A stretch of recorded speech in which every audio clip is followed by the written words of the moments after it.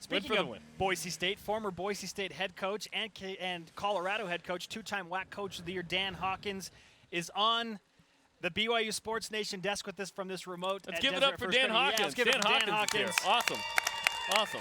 Dan will call the game tomorrow night on ESPN. That's more applause than I've ever got in Provo, Utah. Let me just tell you that right now. Well, when you beat BYU 50-12, you can't expect many, people cheering for you on the way out. Yeah, we haven't forgotten. Coach, let's start with this. What's the most intriguing part about this BYU East Carolina matchup in your perspective? I think both these teams are still evolving. I really do. They're trying to continue to find themselves, and East Carolina has been banged up, going with the two quarterbacks, as you guys were talking about a little bit before. Tanner's obviously had some unbelievable moments, but I think he's still trying to find himself somewhat, trying to get together with the O-line, get that running game going. So both teams kind of right there, hanging in there, doing okay, not great, not bad, but really trying to get to that next level. I always kind of look at it like a horse race, and you come out of the blocks and everybody's fired up and they're just charging. And then now's kind of that middle third stretch where you really kind of find out who you are and you got to get into your stride like a 1,500-meter runner. I mean, I could get out of the blocks and run fast and you go, oh, look at that guy in lane 6. But you get in the middle of the race, oh, the guy in lane 6 is kind of fading. So this is that stretch where those good teams kind of really get their pace and get going. And what do you think of BYU? Because the start of the season was as dramatic as it can be with Taysom Hill's injury and the Hail Marys. Now, are you seeing BYU level out a little bit? Was last week an indication of more of who BYU is? I don't know. I think Tanner is still, he's coming down off the high and trying to find his legs a little bit and his niche in this offense. And so, to me, I think they're still evolving a little bit right now. Two-time WAC Coach of the Year, Dan Hawkins, with us on BYU Sports Nation, former UC Davis fullback. I should have thrown that in there as well, right? That's the lead-in right there, baby. I didn't realize you were a fullback for UC Davis. I always say full guard, and they always go, full guard? What? I said, they give you a running back's number, but you're really just a guard in the backfield. Give you the ball about 5 times a year to make you feel happy. And yeah. BYU has the task of trying to slow down a couple of quarterbacks in Kemp and Summers tomorrow for East Carolina. How difficult is it to prepare for two entirely different style of quarterbacks in the same game? It is. Now, their system is the same, but clearly what they do when each guy is in is different. So it is dramatically different. Sometimes it's not. And then Kemp's a lefty. I think that changes what you do play action-wise, what you do with your bootlegs and some of those kinds of things, and typically become maybe more left-handed oriented that way in your pass game. And then Summers comes in, want him to be a receiver, and he runs all over the place. So I think it is two different game plans, and I'm sure Broncos got a couple of tricks in each bag for both those guys. When you look at what BYU brings to the table as well, who are some of the guys that pop on film when you prepare for this game? Oh, geez. I think they play extremely hard on defense, and you watch all those guys, Longy and all those guys. Of course, Kafusi kind of leads things off in there, but they play extremely hard. That's the thing that strikes you on defense, and anytime you face a Bronco Mendenhall defense, you're going to get that. Offensively, probably half those guys or more than half of them could play on the basketball team.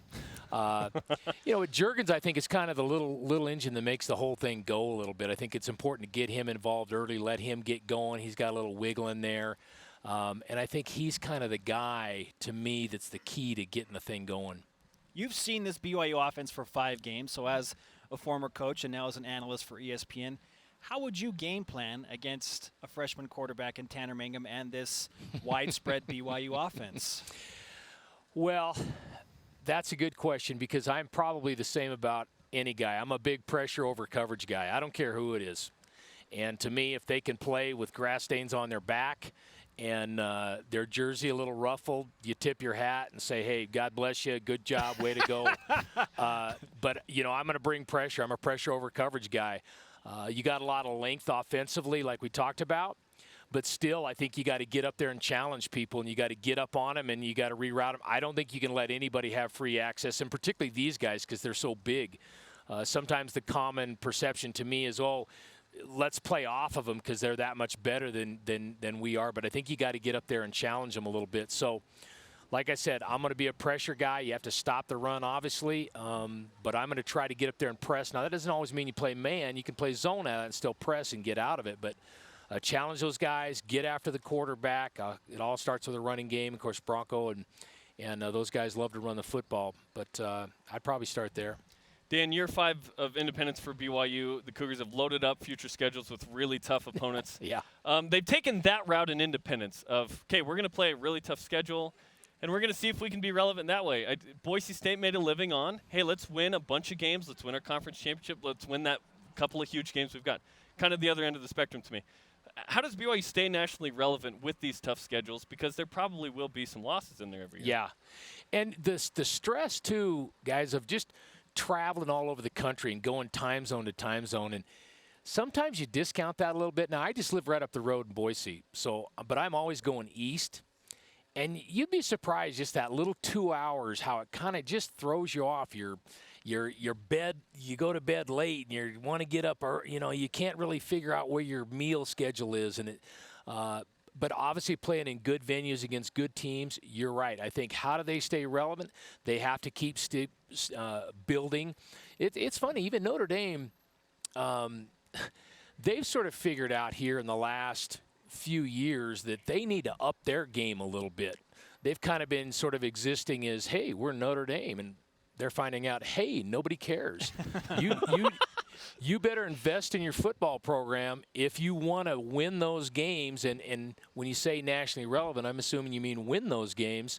But you've got to invest. And whether you agree with that or don't agree with that, that's your facilities, because you've got to attract players, your coaches, your salaries, all those kinds of things. You have to decide who you are there, because there's no question that's stress and strain, and there's very few programs around the country that experience that. Maybe BYU, Notre Dame, some of the military academies, how they go around. But clearly it's easier to come west than it is to go east. It is. That's a fact, and all the NFL teams will tell you that. So I think they just have to hang in there. I know nobody likes the word patience. Everybody wants to win them all, and I get that. But when you're slugging it out against the heavyweights and you're flying all over the country and putting in a lot of frequent flyer miles, it's hard. College football fans and the word patience don't exactly go hand in hand. No, Oil and that's water. why fan is short for Fanatic. fanatic. That's right. Dan Hawkins with us on BYU Sports Nation. He will call the game tomorrow on ESPNU, BYU, and ECU, a 7:30 p.m. Eastern Time start. Speaking of patience, a lot of BYU fans are hoping that the Cougars, most anyway, can get into a Power 5 conference. And certainly that will require some patience. Right now, what is the case against BYU getting into a Power 5 conference over the next sometime in the 5 years, let's say? Well, let's face it. As much as we don't want to admit it, it always comes down to the Benjamins. And money. And the number We're one at a credit union as well. Yeah, well, keep bringing it out in truckloads for these two guys. But that's a lot of it is and first of all, it starts in your TV market. What does your TV market bring? And so teams are, conferences are looking at that. I really think at some point the Big 12 is going to have to expand. I really do believe that. And I think they should take BYU. I really do, and I think it'd be great. You've got sort of the Sunday issue, but I think that could be worked around a little bit. I know BYU's kind of had their own TV deal, and that was part of the issue, I think, when they were in the Mountain West as well. So people have to sit down at the table and kind of figure out, how do we deal with the Sunday issue? How do we deal with your own TV network? Where are we there? Because I think the Big 12 needs another team. I think BYU would be great, and it'd be great for their footprint. It'd be great for them to, back when the conference rating was going on, they were talking about going in and trying to get the South teams in the Pac-12. So I think it'd be great, particularly for the Big 12, to get BYU, and then maybe they move the other direction and take like a Cincinnati or something like that. Yeah, it'll be interesting to see how it plays out. Do you love coming to Provo? You were 2-0 against BYU. I love coming here. Look at that. How could you not love coming here? Yeah, the scenery is something else. Yeah, it is spectacular. And as you guys know, I always say this about Boise, too. The weather's always a lot better than most people think. So I try to perpetuate the myth that there's 10 feet of snow on. Just keep people from not moving in too vigorous a rate. But no, love coming here. Great college town. Obviously very scenic. Big Bronco Mendenhall fan. So always great to be here. Good fan base, and all that's cool. Former college football head coach at Boise State and Colorado, Dan Hawkins, now with ESPN. He'll call the game tomorrow. Right now, let's take a look at all of college football. Who is the best college football team in America? It's almost an impossible question to answer right now, but who do you think it is? Okay. This always irritates people because they think there's all this that ESPN is married to the SEC, which they're really not. And I know It's not like you have a network. well, there's all this conspiracy theories, but I mean, if you told me get out your wallet and put it on somebody, you have to put it on somebody, I'm going to put it on Alabama. Just because of the personnel that they have, they've won it, they've been there, they know, they're used to heavyweight boxing and fighting. Hey, up the road, we got a game going on tomorrow night that's pretty good as well. And hey, God bless all those teams, but you got to be used to being a heavyweight fighter. I mean, every week. And I think Ole Miss and Mississippi State fell into that last year. They're just not used to the stress and strain of every week, everything mattering, hanging in there and battling. And so I think that's where I would lean. I think Baylor's a much improved team. You've got Ohio State, who's still the king. I guess they're the king until they're denounced the king. They're Florida State from last year right now. They are. But they're still playing and they're still winning. I mean, it's nice to see a lot of undefeated teams in there. And but if I had to really stake my claim, I'd go, I'm putting it on the Big Red Elephant. Well, you're not alone because ESPN's Trevor Maddich joins us every Monday for Maddich Mondays, and we ask him the same question, and he said, right now it's Alabama. See, that proves it. Neither one of us know anything. So, you know, when you get on the experts, they always ask me, when you're on the experts, I said, how do you get on that show? I said, well, there's two criteria. One is you have to have never coached but think you can coach, and the other one is you coached and you got fired because you couldn't coach. That's why you're on the experts. I look at the Big 12, and it's hard to think that TCU or Baylor wouldn't be in there, one of them, right? There's no way they get left out again. Well, that would be very interesting. That would irritate a lot of people. And BYU fans kind of want that. Yeah, exactly. That the Big 12 makes a move. Exactly. But Baylor, I think, they're carrying a big stick right now, and I think TCU as well. They're a little banged up on defense. But you got to believe those guys are going, we've got to do everything we can to impress the committee. Now, once again, Baylor did not have a great non-conference schedule. When they sit down and figure this stuff all out here in the next a month or so, it'll be interesting to see where it comes out. But you're right. If neither one of those teams makes it again, drama. That'll be conflama. Conflict and drama. Conflama. Conflama. That is fantastic. See? How have we never heard that That's before? a great word, isn't it? Dan Hawkins bringing it to you on BYU Sports Nation. We can't end without I play intramurals. Are you okay with that? I am. Okay. At a high level? Probably not. No, probably not. Which sport? Flag football. Oh, nice. But nice. Are you the quarterback? No. 2 No. weeks in the summer would be fine with me. I just want you to know that. Okay. Yeah. Well, you could get 10 weeks off, actually, technically. Okay. Get plenty of time off. More time than the guys here at the First Credit Union. Yeah, that's right. Dan, great to have you on set with us on BYU Sports Nation.